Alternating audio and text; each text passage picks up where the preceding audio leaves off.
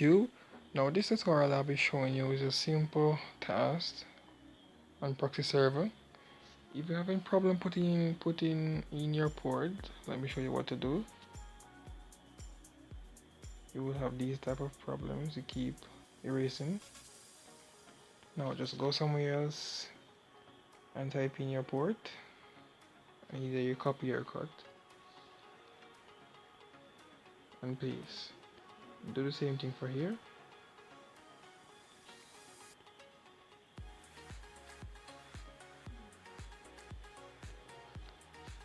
All you gotta do is copy or paste.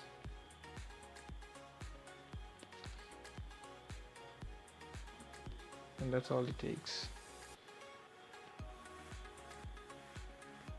Please remember to subscribe to my YouTube channel.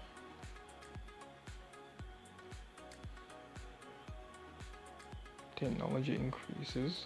Thank you.